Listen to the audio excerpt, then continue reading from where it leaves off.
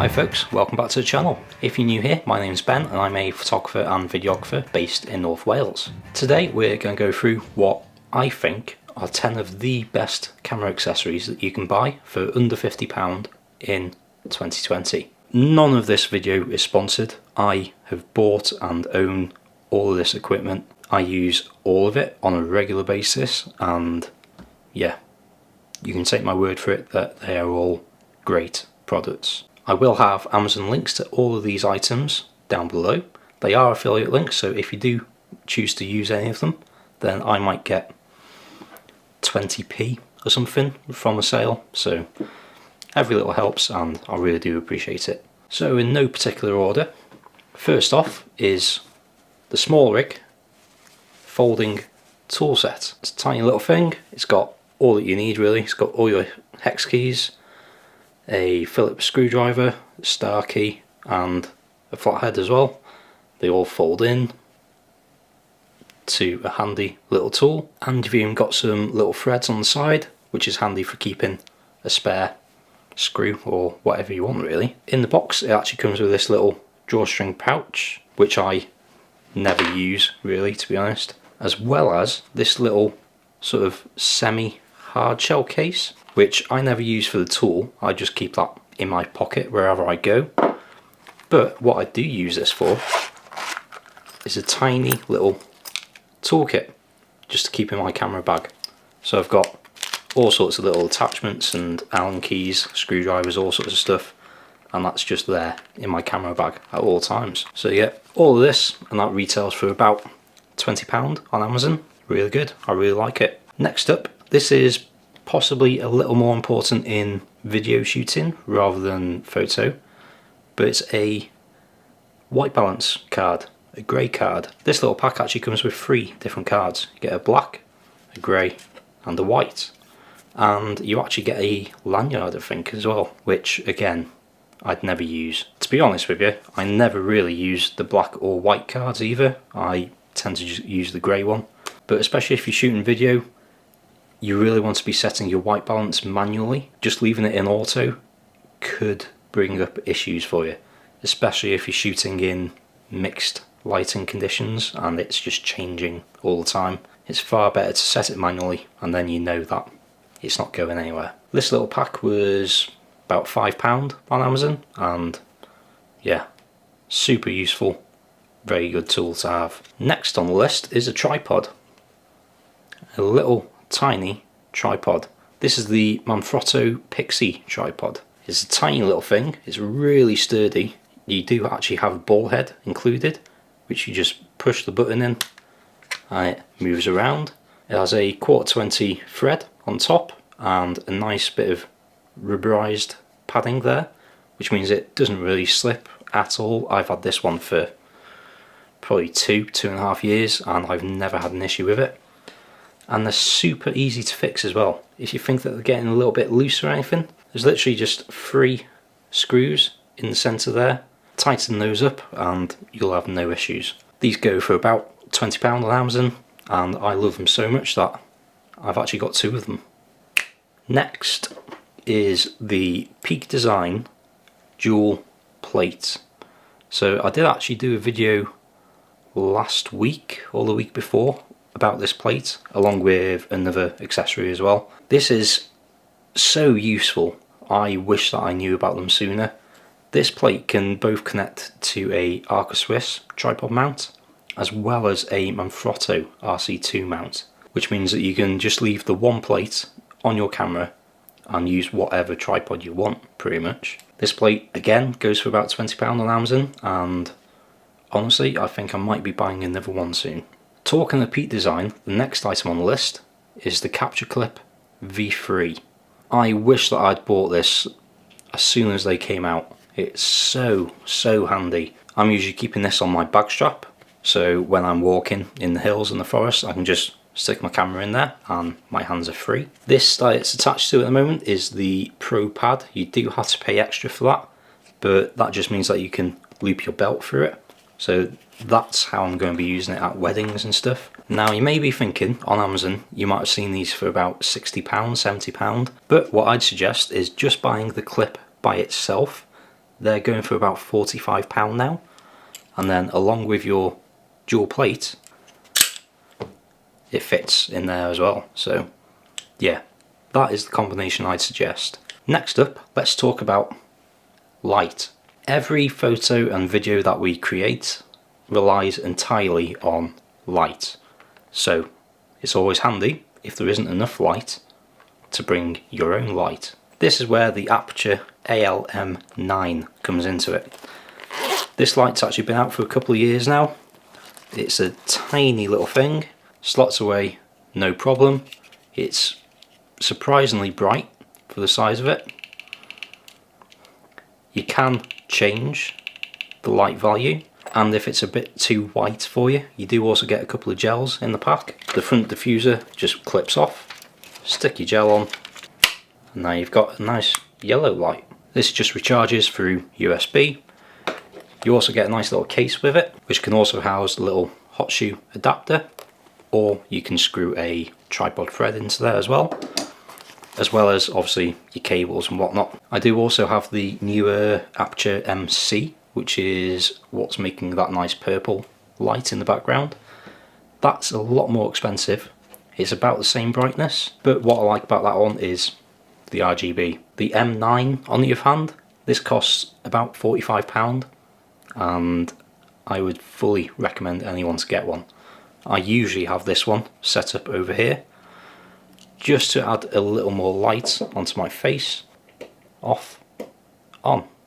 Next up, audio. So if you want to shoot any video, one of the first things that you need to be looking at really is a microphone. Almost without fail, the built-in microphones on any camera will just sound a bit shocking really. And there's plenty of microphones out there at all sorts of different price points. For example, right now I'm recording on the Rode NTG 4 Plus. Right now you're listening to the Rode VideoMic Pro Plus. But before you buy any of those, I would fully recommend the Rode Video Micro. This is a tiny little microphone which sits right on top of your camera. It's not too big. It's even smaller than the lens, and this is a pretty small lens. It just plugs straight into your audio jack and away you go. You get a wind muff included, but you can always just take that straight off. It's got this red lyre suspension, which just means that any rustling noise or bumping of the camera is cancelled out basically. And most importantly, I think it sounds fantastic. I did do a video a little while ago about all the microphones that I've used. The link is up here somewhere, and I do rate this one very much. If you've already been looking for a microphone, you may have had your eye on the VideoMic Go from Rode. I would say go for this one. In my opinion, it sounds better as well as being smaller and cheaper. So yeah, fully recommend that microphone. Another pretty important thing when it comes to digital cameras is memory cards. I personally have been using ProGrade V60 cards for the last year and a half, I think. These are a UHS 2 V60 200 megabit a second memory card. You can tell the card is UHS 2 by the pins on the back. You can see there that they've got 2 rows of pins, as opposed to a UHS 1 card, which just has the 1 row. This basically means that it can utilise more contacts and transfer data quicker. So this may not be as essential for photos, but it will still be a lot quicker as long as your camera has UHS 2 card slots. But especially for video, with the likes of 4K S-Log2 like I'm filming right now, the higher the bitrate of video that you're shooting, the higher the write speed of a card that you need. So these ones have actually gone down in price a fair bit since they first came out. When I first bought one of these 64 gig cards, it was about £60, £65, whereas now they're about £37, and in my opinion that is a bargain. I've not had a single issue with any of these ProGrade cards, and it's pretty much all I use now. We're nearly there. Next is a power bank. This is super handy for anything, whether it's just to charge your phone, whether you've got camera batteries to charge, charging lights, charging microphones. Having a good battery bank with you could very well save a shoot. This one is from Anker. You've seen me talk about Anker on this channel before. I think they just do stuff really well. This particular one is a 20,100 mAh battery. It has two USB Type A ports for charging and charges through a micro USB. Now, what I've actually linked down below is a newer model of this, which actually charges over USB-C. The one issue I have with this particular bank is it can take forever to charge up again, but the new version with the USB Type-C I'm sure will be a lot quicker to recharge. So at the moment, both this version and the new version are around the £30 mark. This one came with a little sleeve, which I've just attached a little carabiner to. That is super useful if you're trying to charge anything whilst using it at the same time. You can just hang it off a tripod or light stand, whatever you want. And then inside there, I also just keep a micro USB cable, as well as a USB Type-C cable. And then in that little package, I can charge pretty much anything that I've got with me. Very useful. And finally, I never realised how handy these could be until I got one, and then I bought another one. This is a small rig clamp right here, which you can basically attach to anything, and it comes with a little tiny magic arm as well, which you can tighten off and it will not budge anywhere at all. You can detach the two, so if you want to attach anything else to the clamp, you do have the 1/4-20 mount as well as the 3/8 mount, and you can use this for absolutely anything. I'm using the other one right now to hold up my Zoom H5 recorder. Now bear in mind, these are not the biggest, toughest things in the world. I do actually have a Manfrotto super clamp on order, which can take many kilos of payload, but I've never had an issue with this. I've used this to hold up microphones, lights, audio recorders. I've used it to hold up the small HD Focus 5 monitor before now. I've used it to attach the Osmo Action to the handlebars on my bike at times. So these are super small, really lightweight. You can pack them away in your camera bag wherever you want, and they're really versatile. There's so many things that I've used these for, and for the price, around £11 with the magic arm, you can't beat it. That's why I've got a couple of them. Yeah, highly recommend this. So that is my top 10, and here's one more final bonus item. This is a battery charger.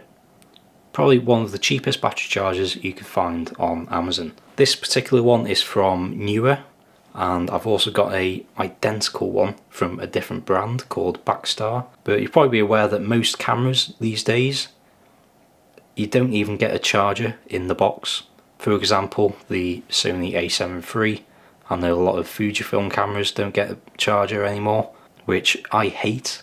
If I've spent thousands of pounds on a camera, I would quite like to have a battery charger, but I digress. Now these chargers you can pick up for about £10, something like that, but I would actually highly recommend the newer versions with the replacement batteries as well. In this kit you can get the charger with two replacement batteries.